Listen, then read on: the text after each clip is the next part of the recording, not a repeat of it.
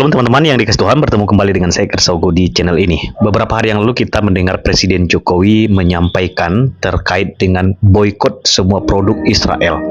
Demikian juga dengan isi fatwa dari MUI yang juga merekomendasikan agar umat Islam untuk tidak membeli produk-produk Israel ataupun yang punya koneksi dengan Israel supaya umat muslim itu tidak membeli produk-produk tersebut. Nah, di dalam kesempatan ini teman-teman, saya akan mengajak kita mendengarkan juga satu pernyataan dari pemuda asal Malaysia terkait dengan boykot, karena mungkin juga di negaranya juga melakukan hal yang sama.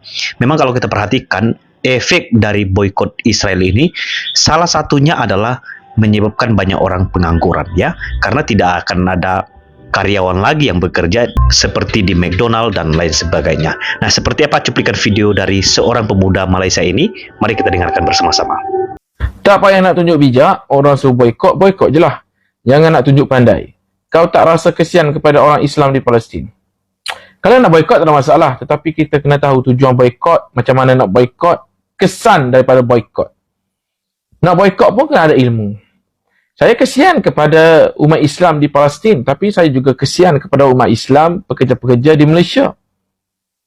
Sekarang ini tuan-tuan dan puan-puan, kita boykot. Kita boykot McDonald atas alasan McDonald itu brand Zionis ataupun Israel. Kita boykot brand ataupun jenama dengan tidak membeli produk. Jenama Yahudi, produk, adakah produk itu Yahudi? Tidak. McDonald adalah franchise, dia ada franchisee dan franchisor. Pemilik brand itu mendapat 50%, pemilik brand itu McDonald dapat 5%, manakala 95% diperoleh oleh rakyat Malaysia, umat Islam, orang Melayu. 5% kerana kita guna jenama dia. 90% apa dia? Bahan mentah, tenaga kerja, cukai, CSR dan macam-macam lagi yang terkandung di dalam 95%. Kita boykot kerana 5% ini. Tetapi yang terboykot sekali 95%. Kita boykot brand McDonald, jenama McDonald. Tetapi produk hasil daripada pekerja Malaysia, ayam daripada peternak daripada Malaysia, sayur daripada petani-petani Malaysia juga terboykot sekali. Ini kata, nak ilmu, tak ada masalah nak boykot, boykot. Tetapi, adakah dengan boykot itu akan menjatuhkan pihak yang kita nak boykot ataupun jatuh sekali orang yang terkait dengan syarikat tersebut? Dunia sekarang ini adalah dunia rantaian ekonomi. Kebergantungan produk itu kepada orang lain. Contoh, kita jual nasi lemak. Yes, kita yang masak nasi lemak, kita yang jual nasi lemak. Tetapi beras kita beli daripada siapa? Adakah kita tanam sendiri? Ikan bilis kita dapat daripada mana? Adakah kita tangkap sendiri? Kacang kita dapat daripada mana? Adakah kita tanam sendiri? Sebungkus nasi lemak yang kita buat hanya tenaga.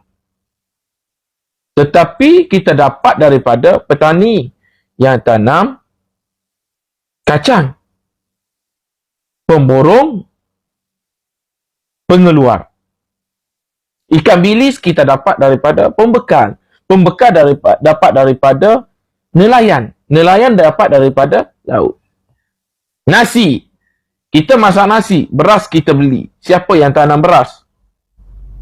Itu rantaian ekonomi. Kebergantungan kita kepada orang lain. Tak seperti dulu. Dulu kita jual ubi, kita tanam sendiri. Kita goreng sendiri. Kita jual sendiri. Tapi hari ini tidak, tuan-tuan. Macam McDonald. Kita boykot jenama. Tapi kita boykot juga pengeluar ayam, peternak ayam. Kita boykot juga produk productivity, bekerja. Tak salah nak boykot, tak ada masalah. Saya menyokong jika benda itu menepati piawaian ataupun memang berjaya boykot dan menjatuhkan pihak yang kita boykot. Tak ada masalah. Tetapi hari ini yang jatuh adalah rakan kita. Yang jatuh anak beranak kita, abang kita, adik kita. Yang sudah hilang pendapatan, yang tidak dapat lagi bonus, yang diberi cuti 2 bulan, 3 bulan. Jika kita nak boykot, kita boykot. Dengan syarat kita sediakan tabung supaya dalam tempoh mereka dapat kerja baru, mereka dapat guna perbelanjaan untuk bagi anak sekolah.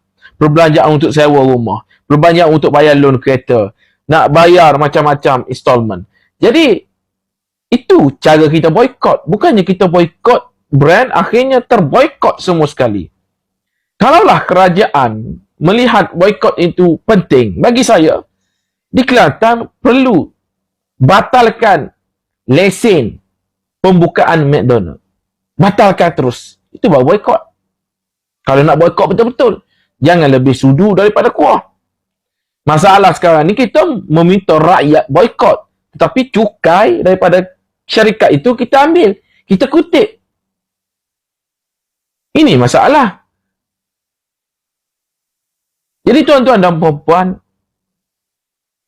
kita nak boykot, kita kena bijak. Bukan kita kena ikut saja seperti saudara kita ni. Saya tak ada masalah nak boykot-boykot. Tapi kesan boykot itu, adakah di Israel itu betul-betul terkesan ataupun kita yang terkesan? Kita nak boykot kerana Yahudi, tapi kita bersikap seperti Yahudi. Kita memburukkan sahabat kita yang bekerja, kita buat kekacauan, kita tuduh dia sokong Zionis. Itu bukan budaya boykot. Jadi kita kena bijak kat situ. Nak boykot, boykotlah, tak ada masalah. Tapi jangan boykot McDonald's saja, boykotlah laptop, Microsoft, iPhone, boykotlah. Suajin pun kita pakai, boykot semua. Jangan nak pilih-pilih nak boykot ni. Kan? Kalau kita boykot nasi lemak, kita boykot nasi lemak, beras, ikan bilis, kacang, semua sekali tu terboykot sekali. Terima kasih. Faham ya? Jangan nak katakan saya sokong Israel pula. Kerana tak menyokong boykot yang diminta oleh sahabat kita ni. Nak boykot, kena lawak otak. Bertemu kembali. Tindakan McDonald Israel yang menyumbang makanan kepada tentera rejim Zionis itu merupakan tindakan persendirian. Menurut McDonald Malaysia, gerbang alaf restoran dan senyum rehat, tindakan itu tidak mencerminkan nilai atau amalan syarikat pengendali restoran makanan segera tempatan itu. Katanya McDonald's Malaysia menyedari perbincangan terbaru di media sosial berkenaan McDonald's Israel.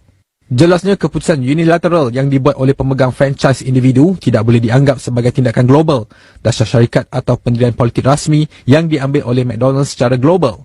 Tindakan pengendali McDonald's di Israel menjadi contoh tindakan individu dan ia bukan keputusan global dan tidak diluluskan oleh mana-mana pengendali tempatan lain. Pada Jumaat, McDonald's Israel mengumumkan restoran makanan segera itu mengedarkan makanan secara percuma kepada tentera dan warga Israel selepas pejuang Hamas melakukan serangan. Mengulas lanjut, McDonald's Malaysia berkata adalah penting untuk memahami bahawa gerbang alaf restoran Senyum Berhad adalah sebuah syarikat operasi tempatan. Sejak pengambil alihannya oleh Lion Horn di bawah syarikat kumpulan Reza dari Arab Saudi pada 2017, ia telah menjadi entiti 100% milik Muslim. Sejak itu, McDonald's Malaysia telah menyumbangkan pembayaran zakat dan terus melakukannya setiap tahun. Sehingga 2023, McDonald's Malaysia telah menyumbang lebih 12 juta ringgit dalam pembayaran zakat ke 14 negeri di seluruh Malaysia dan menyokong komuniti yang kurang berkemampuan. McDonald's Malaysia turut menyatakan komitmen dalam perkhidmatan dan memberi semula kepada komuniti tempat restoran beroperasi. Selain itu, McDonald's Malaysia turut menggaji beribu-ribu bakat tempatan dan melabur dalam ekonomi dan komuniti tempatan. Demikianlah cuplikan videonya teman-teman. Kiranya video ini boleh memberikan edukasi bagi kita semua dan juga membukakan pikiran kita sehingga kita juga boleh mengerti dan juga memahami apa dampak saat ada boykot. dan seharusnya sikap kita itu seperti apa dalam menyikapi perang Palestina dan Israel. Kiranya kita menjadi orang Indonesia yang bijak. Tuhan memberkati. Shalom.